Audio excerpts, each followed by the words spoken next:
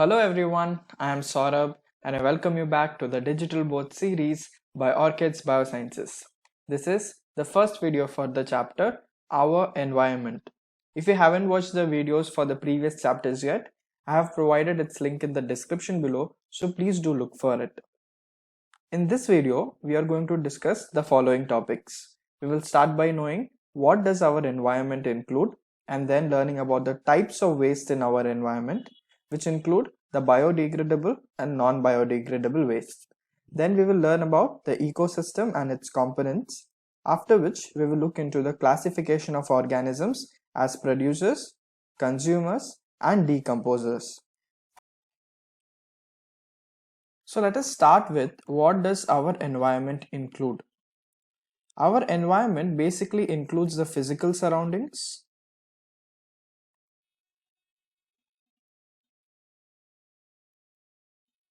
as well as the various organisms present in it. For example, the physical surroundings include the air, the water, the soil, etc. So these are our physical surroundings which are present around us, as well as the various organisms are also present in the environment, such as the animals, the various plants which are present in the environment, the human beings in the environment, some decomposers in the environment.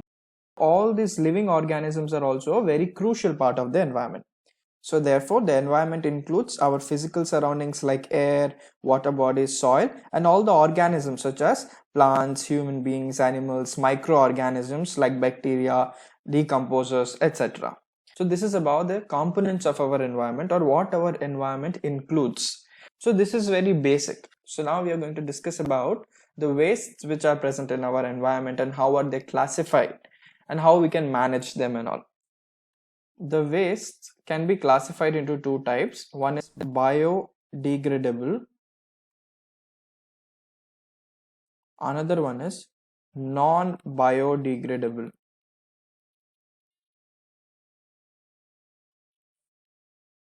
Biodegradable, which means through biological processes, it can be degraded, or we can say it can be decomposed. What is the meaning of the word decomposed or the process of decomposition?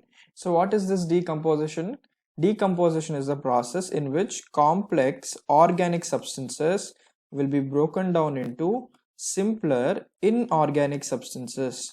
So the process of converting complex organic substances into simpler inorganic forms is called as decomposition. So the substances which can undergo this process of decomposition or can be degraded by biological processes are called as biodegradable waste. So what are the biodegradable waste? For example, we have our fruit and vegetable peels, the animal bones, wool, paper, wood. So all these substances, for example, here if we see there are some fruit peels, some leftover fruit or waste food materials. All these things, if we keep it in our environment, can be easily degraded or can be easily decomposed by biological processes. These waste which can be decomposed by biological processes are called as biodegradable waste. Now what is this non-biodegradable waste? Which means they cannot be biodegradable, they can't be biodegradable, or they cannot be decomposed by nature, they cannot be decomposed by the biological process. So this requires some physical factors for the decomposition, and these physical factors are like very high temperature or very high pressure. So by normal biological processes they cannot be degraded, so they will remain in our environment for a longer time because the conditions in our environment is very favorable. We do not have very extreme pressures or temperatures. So because of the luxuriant conditions present in our environment, these non-biodegradable wastes such as plastics, metals, glasses, etc., these will not be decomposed by the biological processes and will remain in our environment for a longer time and cause lot of pollution. So this is the reason for pollution in our environment. So this is about the types of waste based on they can be decomposed or not by biological processes, that is biodegradable and non-biodegradable. Now the question arises, why some wastes are biodegradable and why some are non-biodegradable? Why is that some things can only be decomposed by nature? Why not all the things? So let us discuss about this now. We have already studied in the chapter life processes that there are specific enzymes to digest some organic substances. For example, if we take the enzyme lipase is responsible for the digestion of fats. If we take the enzyme amylase in our mouth we will be having the salivary amylase. They are responsible for the digestion of starch. So if you see, every enzyme is specific in its function. Lipase cannot go and digest the starch, nor can amylase go and digest the fat. So every enzyme is specific in its action. So if this enzyme is responsible for this function, that function only will be performed by them.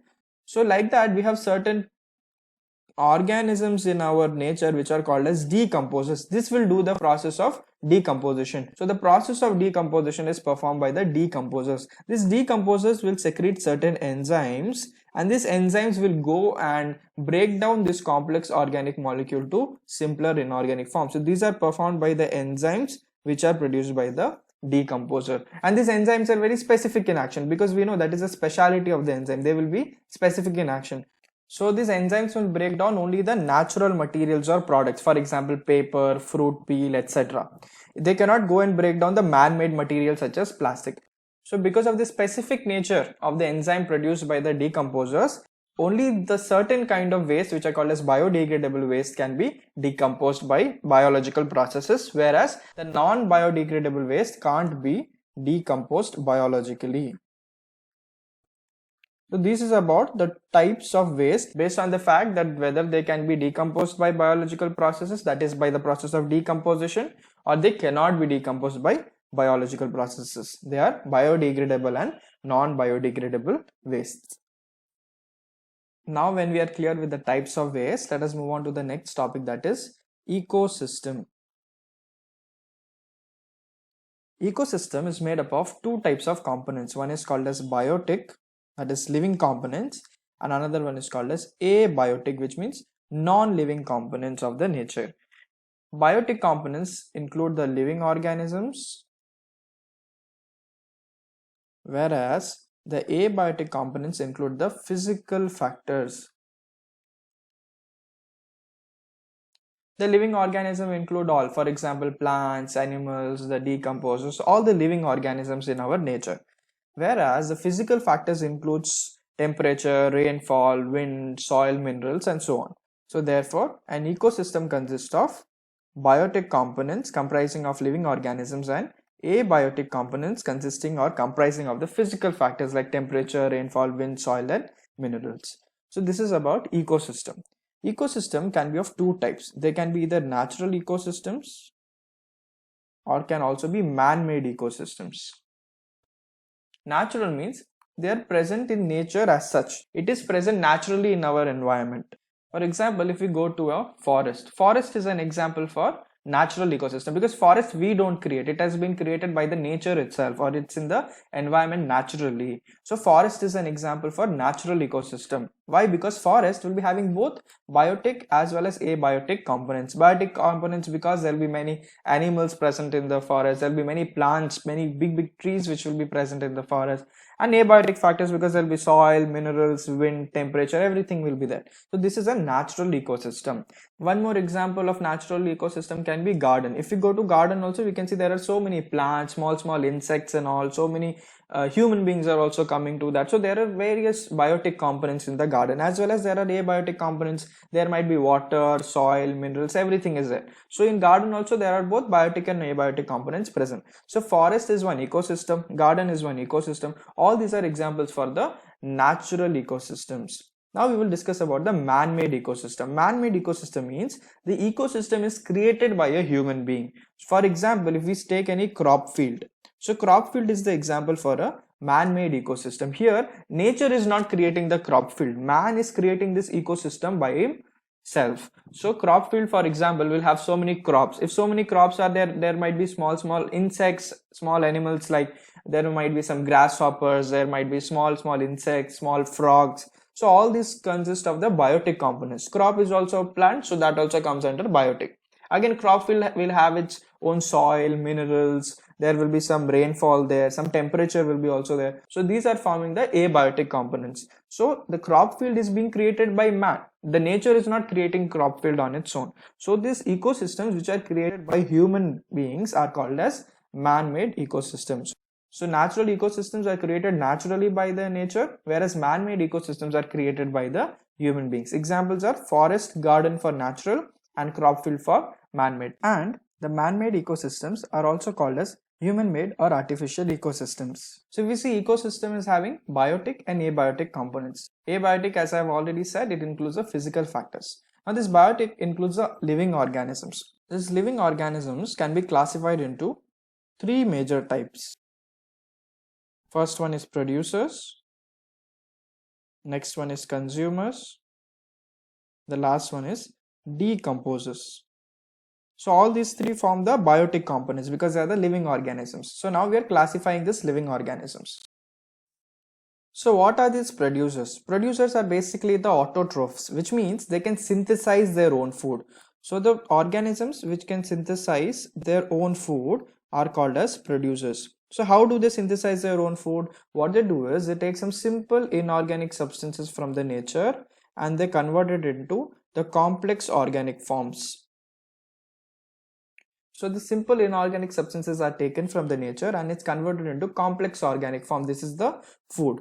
Now this food will be taken up by the consumers. So consumers can't synthesize their own food.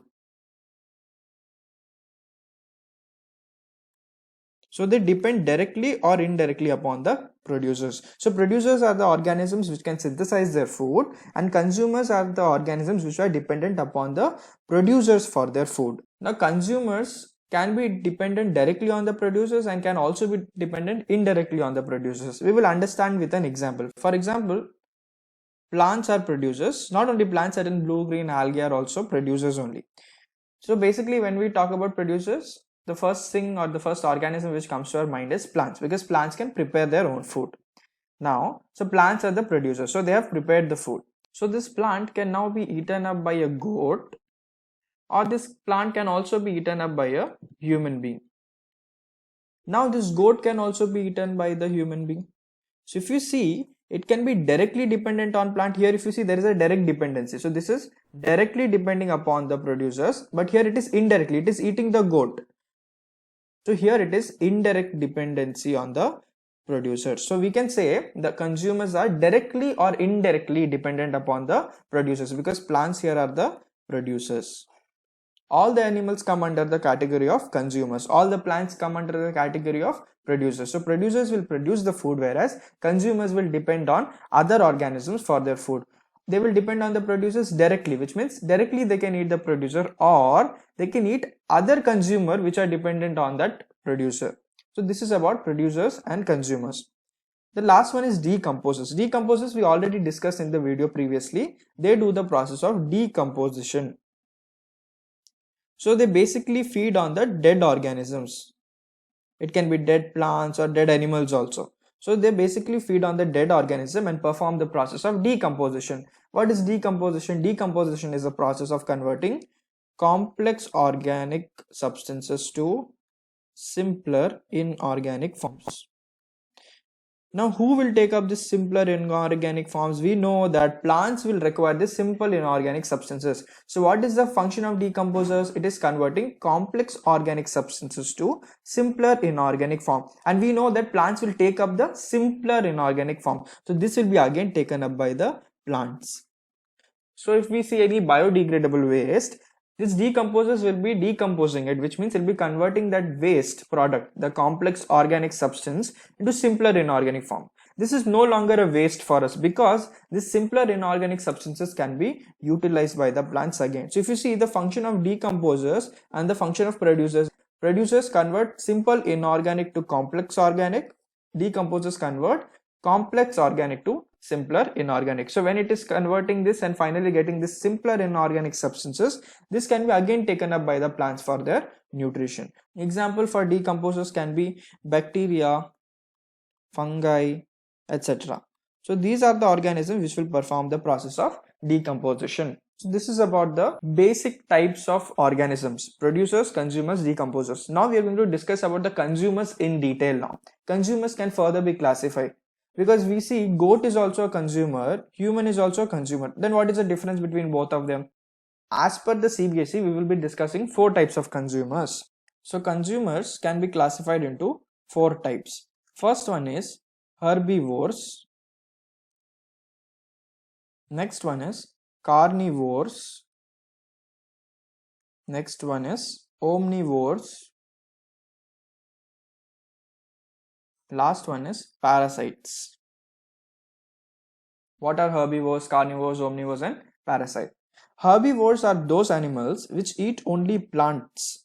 So plant feeding animals are called as herbivores. Carnivores are those animals which eat only animals. So the organisms or the consumers which eat only animals, they are called as carnivores. For example, if we take a tiger or a lion, they are not herbivores. They won't go and eat the plants. Rather, they will eat other animals. So they are called as carnivores. Whereas if we take a goat, goat will be a herbivore because goat will feed only on plants.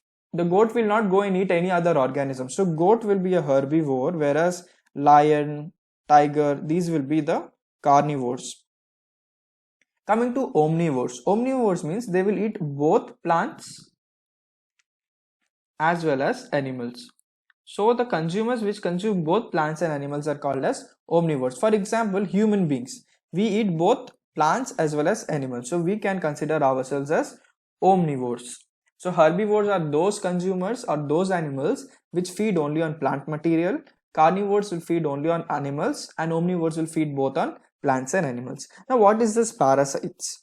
Parasites can be any plant or animal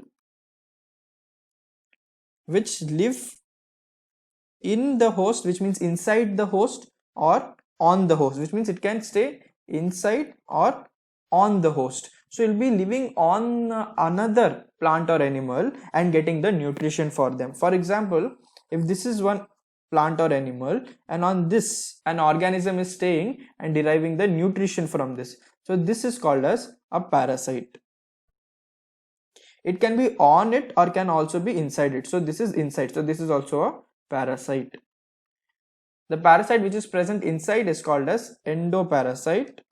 The parasite which is present on the surface of the host is called as ectoparasite. And from the animal or plant from which it is getting the nutrition will be called as a host. So this is called as parasitic mode of nutrition. So a parasite is an organism that lives in or on another organism and derive its nutrition from that. So they cannot prepare their own food and they cannot make their own nutrition by their own self. So they will be depending on another organism which is called as host. So the organism which depends on another organism by living inside it or on it and deriving nutrition from them will be called a parasite. If it is living on that organism, it is called as ectoparasite. If it is living inside the organism, that is inside the host, it is called as endoparasite. So this is about the fourth type of consumer, that is parasite. The example of parasites can be tapeworms. Tapeworms are basically flatworms that are found attached to the intestines of animals such as cows, pig, etc. So cows, pigs and all act here as the host, whereas tapeworm is the parasite here. They cannot produce their own food, so they depend on the host organism for their nutrition. So tapeworms are the examples for parasite. So goat for herbivores, lion, tiger for carnivores, human beings for omnivores, and tapeworm is an example for the parasite. So these are the types of consumers. Now let us quickly recall what we have seen in this video. We started with the components of our environment, in which we saw the environment consists of the physical surrounding which is around us and all the various organisms which are present in it. Then we discuss about the types of wastes in our environment. They are biodegradable wastes, which include the waste that can be decomposed by natural or biological processes. And there is another type of waste which is called as non-biodegradable, which means the waste which cannot be decomposed by biological processes. After that, we discussed about the ecosystem and its components. Ecosystem is made up of two components: abiotic, which includes the physical factors, and biotic components, which includes the living organisms. So the biotic component, which is the living component of the ecosystem, consists of the living organisms, which can be classified into three major types. They are producers, the organisms which can produce or synthesize their own food; consumers, the organisms which cannot produce their own food and depend directly or indirectly on producers, or we can say the organisms which feed on other organisms for their nutrition. The last one which we discussed was the decomposers. Decomposers are those organisms which feed on dead organisms. So these are the three major categories of organism.